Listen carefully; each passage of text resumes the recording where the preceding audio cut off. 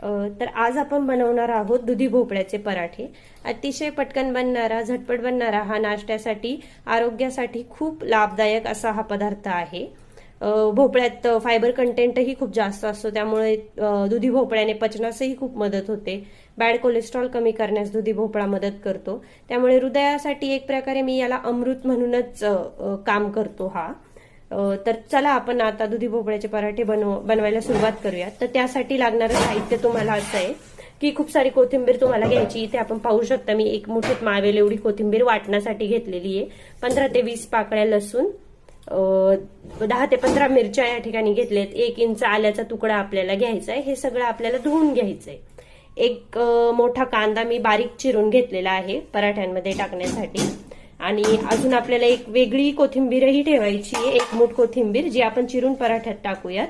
1 चमचा जिरं, 1 चमचा ओवा, थोडासा तुम्ही पाहू शकता पाव चमचा हिंग आहे, 2 ते 3 चमचे धना पावडर आहे, अर्धा चमचा हळद आहे आणि चवीनुसार मीठ आपण पराठ्याचं पीठ जेव्हा बनवूयात तेव्हा टाकूयात। आणि साधारण ही 2 ते 3 मोठे चमचे हावरी आपण या ठिकाणी घेतलेली आहे।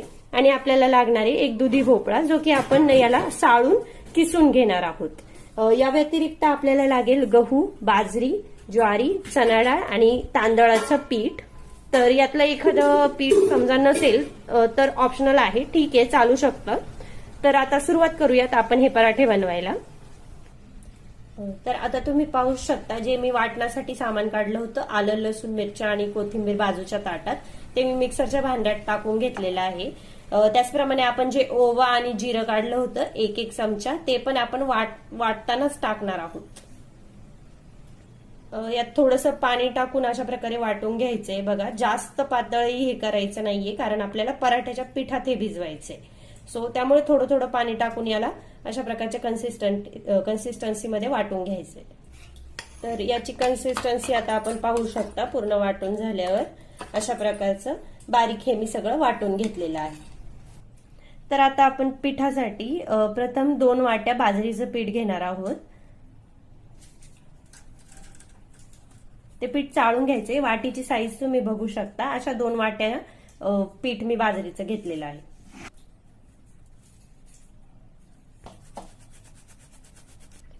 आता बाजरीच्या पिठानंतर साधारण अर्धी वाटी तांदळाचं पीठ आपण ते सुद्धा चाळून घेणार आहोत।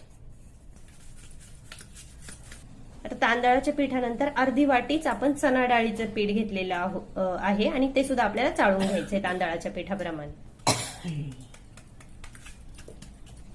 अर्धी वाटीच गव्हाचं पीठ देखील आता आपण यात टाकत आहोत। तर आता तुम्ही थोडं असंच अर्धी वाटी ज्वारीचं पीठ देखील टाकू शकता। माझं ज्वारी आणि बाजरीचं पीठ एकत्र दळलेलं असतं, त्यामुळे मी ते पहिल्यांदाच 2 वाट्या बाजरीचं पीठ घेतलं होतं। जर तुमच्याकडे ज्वारीचं पीठ असेल तर तुम्ही 1.5 वाटी बाजरीचं आणि अर्धी वाटी ज्वारीचं अशा प्रकारे मिश्रण करू शकता। आता माझं एकत्र असल्यामुळे मी ते 2 वाट्या घेतलं होतं आणि आता मी ज्वारीचं सेपरेट पीठ टाकत नाही। पण तुम्हाला इच्छा असेल तर तुम्ही ते अर्धी वाटी टाकू देखील शकता, त्याने अजून पौष्टिक आपले पराठे बनतील। आता इथे काळजी अशी घ्यायची की भोपळा आधीच त्याची साल काढून किसून ठेवायचा नाही।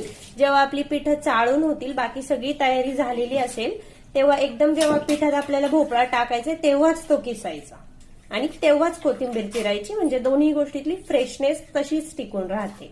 तर आता मी भोपळा किसून घेते आणि कोथिंबीर चिरते।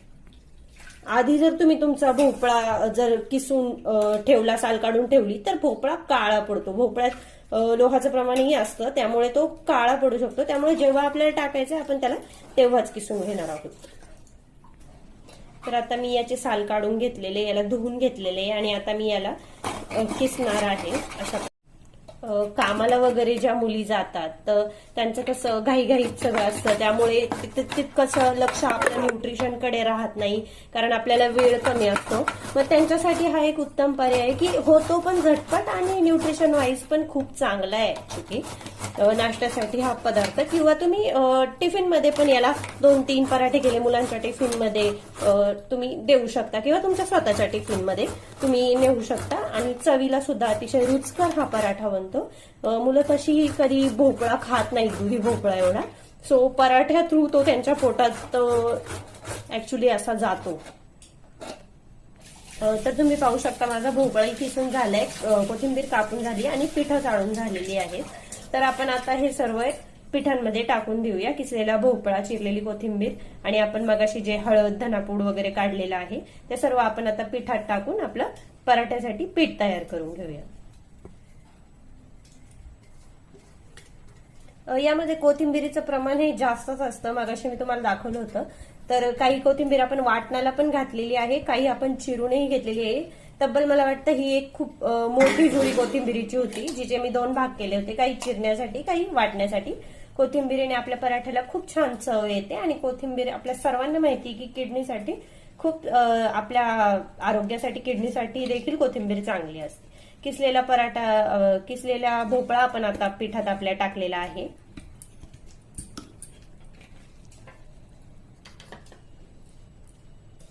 सगळं साहित्य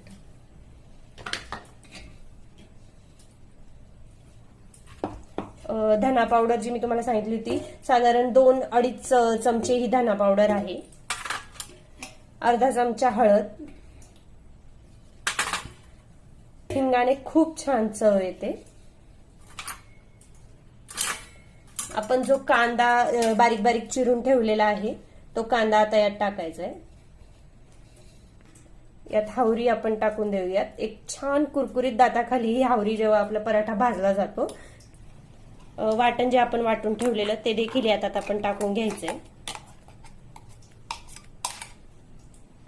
तर साधारण 2 चमचे मीठ आपण आता यात टाकणार आहोत, पण तुम्ही थोडं चाखून कमी जास्त ऍडजस्ट करू शकता. 2 चमचे मीठ तुम्हाला लागेलच एवढ्या प्रमाणाला.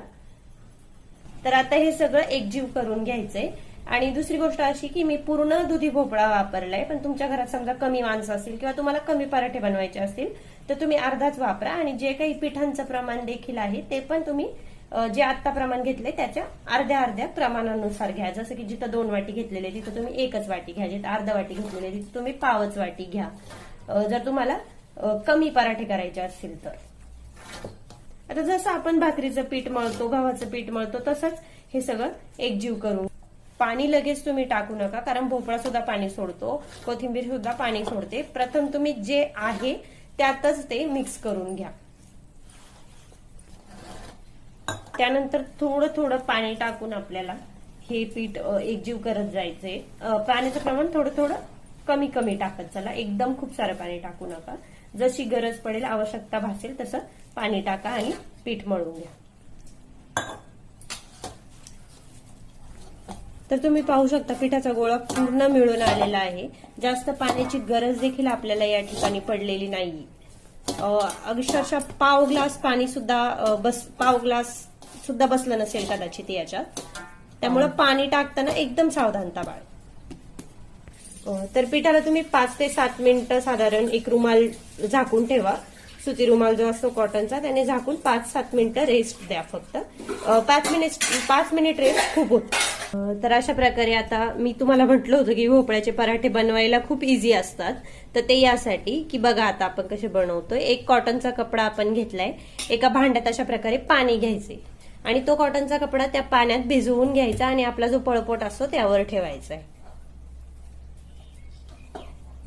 तवा तुम्ही तापवायला ऑलरेडी ठेवून द्या. आपल्या चपाती भाकरीप्रमाणेच याचं देखील काम आहे सगळं. आता असा पिठाचा गोळा जसा की तुम्ही भाकरीला घेता, एक हाताने गोल करून घ्या. त्यावर थोडंसं पाणी लावा बोटांनी आणि थापत थापत थापत त्याला हळूवारपणे जा. एकदम इझी. पाण्यात हात बुडवत बुडवत त्याला थापायचं, म्हणजे तो हाताला चिकटत नाही.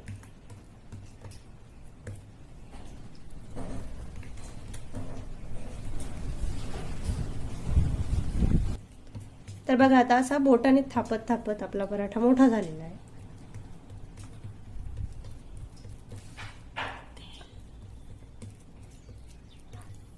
अशा प्रकारे याला पूर्ण थापून घ्यायचे. कडा, मध्यभाग.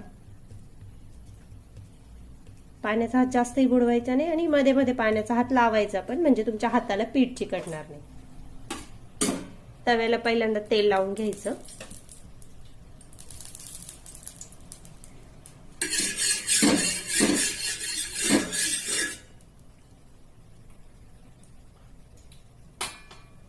रुमाला सकट हा पराठा खालून हात घालून उचलायचा आणि भाकर टाकता अगदी त्याच पद्धतीने पराठा देखील टाकायचा. पाण्यात बोट बुडून त्याला 2 ते 3 आपल्याला बिळं पाडायची. ते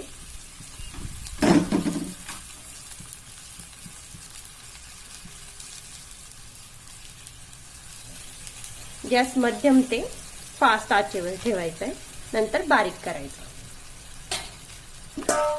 आणि आता अशा प्रकारे त्याला झाकून थोडं 1 ते 2 थोडस आपण शिजवून घेऊयात त्याला.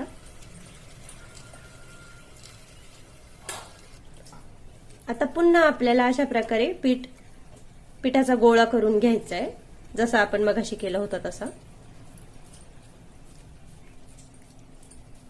रुमाल आपल्या ह्या पाण्यात बुडवून पुन्हा पळपटावर टाकायचा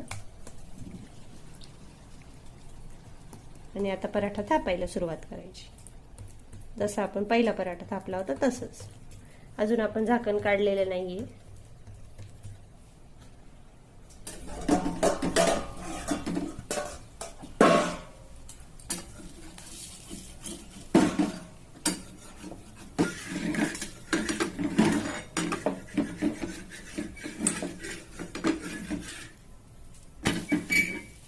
पाहू शकता ह्या बाजूनी हा ऑलमोस्ट 70 to 75% भाजलेला आहे. आता आपण त्याला दुसऱ्या बाजूने देखील असंच भाजून घेणार आहे. खमंग याचा वास येतोय. खूप पौष्टिक हा पराठा आहे आणि तुम्ही नक्की ट्राय करा आणि तुमच्या मुलांना, नवऱ्याला, तुम्हाला डब्याला नक्की हा बनवून द्या. अजूनही आपण दुसऱ्या बाजूने त्याला उलटलेला नाहीये. थोडा गॅस अधूनमधून फास्ट करायचा, जेणेकरून एक कुरकुरीतपणा येतो. थोडा अंदाजाने ते करावं लागतं. कमी जास्त जर आपल्याला अंदाज नसेल तर मध्यम आचेवरच पराठा भाजलेला उत्तम राहील.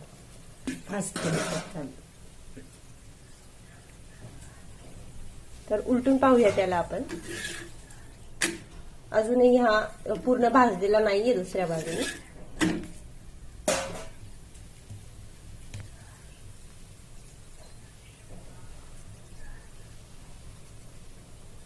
फास्ट गॅसवर करत असाल थोडं लक्ष देऊन, जेणेकरून जळालं नाही पाहिजे.